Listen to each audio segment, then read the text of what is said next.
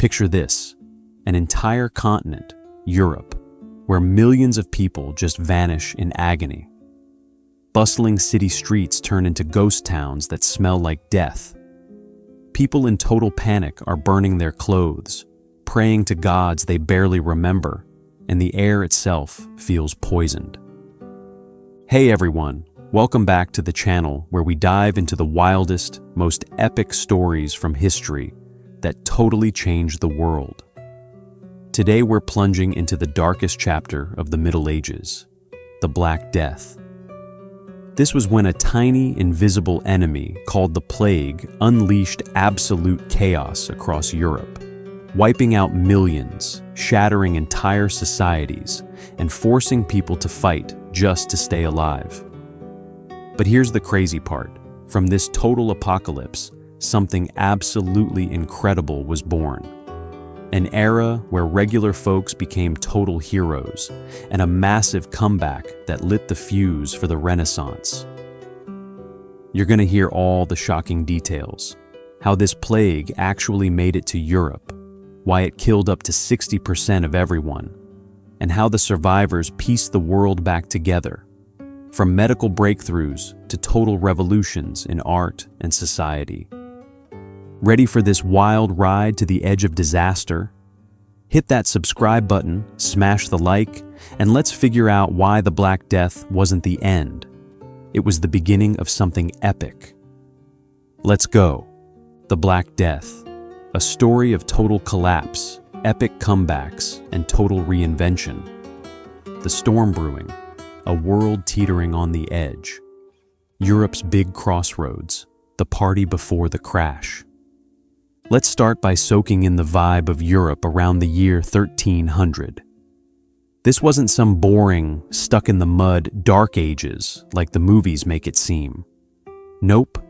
This was a continent absolutely buzzing with life, energy, and big dreams. Just 300 years earlier, Europe was this broken, smashed-up mess of tiny kingdoms fighting each other. But by 1300, total population boom! From about 40 million people in the 10th century, they'd more than doubled to 80 to 100 million. New villages were popping up everywhere. Fields were getting planted with crops nobody had seen before. And at all the major trade crossroads, cities were exploding into these crazy rich cultural hubs. But here's the thing. This whole party had a massive weak spot hiding underneath. Society was built on this super fragile feudal system, like a house of cards ready to topple. Picture this crazy pyramid. At the top, you've got the king ruling everything. Then the nobility with their huge estates who got protection in exchange for loyalty. But way down at the bottom, making up like 95% of everybody, were the peasants and serfs, totally tied to the land they were born on. They worked their butts off for the local lord just to have the right to live there. It was like this giant machine that ran entirely on human sweat, and it needed a constant supply of workers just to keep from collapsing. Meanwhile, the cities? Total chaos in the best way, packed to the gills with people, barely any sanitation, think just dump it out the window, and totally connected to the rest of the world through this massive web of trade routes. That same commerce that turned places like Florence, Venice, and Paris into money-making machines also accidentally rolled out the red carpet for an invisible killer. The trade that fed the cities? It was also the perfect delivery system for disaster. The Great Famine, the creepy warning shot. Before the plague even showed up, Europe was already getting knocked around by some seriously weird weather that felt like Mother Nature was playing a cruel prank. In 1315, just one generation before the big plague hit, the skies basically turned against humanity. Crazy cold temperatures mixed with non-stop, pounding rains made 1314 to 1316 the fifth wettest 3-year stretch in over 700 years. Grain crops rotted right in the fields, and there was no way to dry hay for the livestock. The fallout? Total nightmare. Food prices went absolutely ballistic. In places like Lorraine, wheat shot up 320%, turning bread into a luxury item for regular folks. Even salt, which you needed to preserve meat, became impossible to get because you needed sun to evaporate the seawater, and there was none of that. That same lively society we were just talking about, suddenly on life support, with food stockpiles only for the kings, nobles, and church bigwigs. When people get that hungry, the dark side comes out. Chronicles from Bristol talk about straight-up cannibalism, people eating horse meat, dog meat, and rumor has it, even their own kids. There's even a documented story about England's King Edward II pulling over at St. Albans Abbey and not being able to scrounge up bread for his own crew. This famine didn't just weaken people's bodies, making them sitting ducks for disease. It carved deep scars in their minds and communities. Those horrifying stories about people eating each other and abandoning kids, that was the first big crack in the old world order, showing everything was already starting to break. Busting the myth where the plague actually came from. For centuries, everybody thought the Black Death sailed in from China. This super popular but totally wrong story. But modern scientists digging through ancient DNA just blew that myth to pieces and painted a way more dramatic picture. Back in 2022, researchers at the Max Planck Institute for Evolutionary Anthropology made this mind-blowing discovery. They found plague bacteria DNA, Yersinia pestis, in the bones of people who died around 1338 to 1339 in what's now Kyrgyzstan. This quiet little spot in the Tian Shan mountain foothills? Turns out it was ground zero, where all the plague strains started going nuts and evolving. Scientists are calling it the plague's Big Bang, and they can trace with crazy accuracy that this ancient Central Asian strain was the granddaddy of the Black Death that hit Europe. The plague was just chilling naturally in wild rodents, especially marmots, native to that region. The real culprits? Fleas that would jump from infected rats to other animals, including us humans. So how'd it jump to Europe? Enter the Mongol Empire. Their whole Pax Mongolica thing, this golden age of peace and stability, supercharged trade routes across massive territories, especially the famous Silk Road. Those caravans hauling silk, spices, and cool new ideas to the West.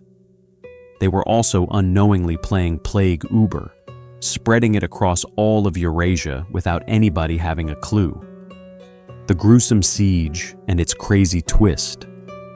The story of how the plague finally broke into Europe is forever tied to one of the most horrifying war stories ever, the Siege of Kaffa. In 1346, Mongol army leader Khan Jani Beg, already dealing with some mystery disease ripping through his troops, laid siege to this Genoese trading fortress called Kaffa on the Crimean Peninsula. When they couldn't break through by force, the Khan, according to Italian notary Gabriele de Musi, went full nightmare mode. He ordered his men to catapult plague-infected corpses right over the city walls, hoping to infect everybody inside. De Musi wrote about mountains of the dead getting flung into the city, how the rotting bodies tainted the air and poisoned the water, and the stench was so bad that hardly one in several thousand could even think about fleeing. Modern science says the real story's a bit more complicated. Yeah, they probably did chuck bodies over the walls and it likely infected Kaffa, but that wasn't the main way the plague spread across the continent. The real highway into Europe was through all those established sea trade routes. Ships crawling with rats and fleas. way more efficient plague delivery than siege weapons. The refugees fleeing Kaffa were just one stream among tons of infected ships already heading for Mediterranean ports. In the end, the plague made landfall in Messina, Sicily, in October 1347, aboard Genoese merchant ships, then ripped across the continent like wildfire. So the siege of Kaffa? It's this gripping, gruesome side story that totally captures how trade, the thing that built all this wealth, suddenly became a death machine. The Black Death's aftershocks, total breakdown and epic rebuild, society falling apart and doctors with zero clues. When the Black Death finally slammed into Europe, it wasn't some slow-building sickness you could prepare for. It was like getting hit by an invisible freight train, showing up in every town and village with zero warning. The symptoms were pure horror show. Sky-high fevers, puking blood, pain that had people writhing, and these monstrous swollen lymph nodes called buboes that looked like something out of a nightmare. Yesterday, this guy was totally fine. Today, he's frozen like an invisible hand just crushed him. That speed and brutality. It broke people's brains and turned society into total chaos. A society that felt rock solid just yesterday, shattered overnight. The fear of catching it was so intense that people ditched their friends, abandoned sick family members, and barricaded themselves inside. Funerals, which had been this sacred tradition for centuries, became assembly line quickies or stopped completely. They just started stacking bodies in giant mass graves outside city walls like yesterday's trash. The doctors back then, totally helpless. Their whole system was based on this ancient humoral theory that said diseases came from your body having the wrong mix of 4 fluids: blood, yellow bile, black bile, and phlegm.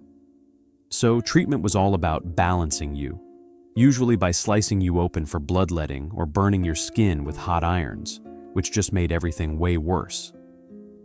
They also bought into this miasma idea that diseases came from bad air or poisonous vapors from rotting stuff. To fight it off, doctors wore these famous beak masks stuffed with strong-smelling herbs and flowers. That iconic plague doctor outfit, total symbol of the era, but it actually showed up way later in the 17th century. Still, it shows how clueless they were. And get this, the waxed coats and full-body coverage actually did help a little against the fleas that were the real plague carriers. Total accident. In all this desperation, people snapped in different ways. Like in Boccaccio's Decameron, some folks just said screw it to all the rules and went full eat, drink, and party because tomorrow you might be dead. Others went the opposite way, diving headfirst into religious frenzy. The flagellant movement, guys from Germany who whipped themselves bloody in public with spiked lashes, took off across Europe as people tried to appease God's anger. Their street processions got so popular that in 1349, Pope Clement VI had to ban the whole thing, worried it was stealing his thunder. And then there was the group that got totally screwed, the Jews. People started this insane rumor that they were poisoning wells, because in some towns, Jews, who avoided public wells for religious reasons, actually got sick less. Panicked mobs looking for someone to blame went on killing sprees across Europe. In Strasbourg, in 1349, they burned nearly 2,000 Jews alive, even though the plague hadn't even reached the city yet. Pope Clement VI condemned it and called for protecting Jewish communities, but it was too late. Whole communities got wiped out. The survivors?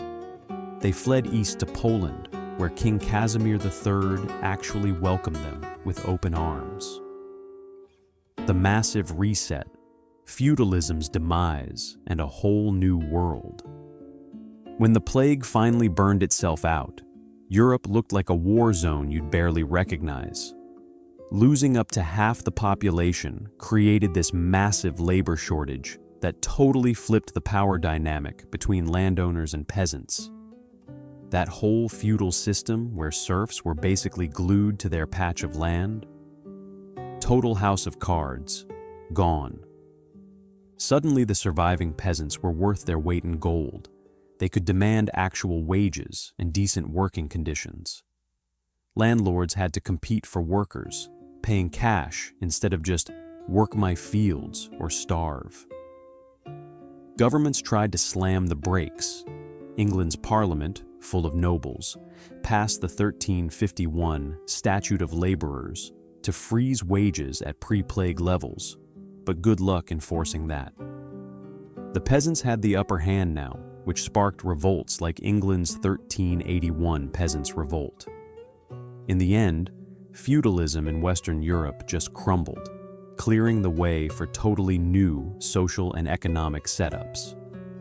Crazy twist. The society that emerged was way more mobile, laying the foundation for capitalism. Fewer people meant more land to go around. Plus, those higher wages actually improved life for a lot of survivors. The Black Death's wild legacy, kicking off the Renaissance. You'd think something this horrific would just bury Europe in darkness forever, right? But here's the paradox.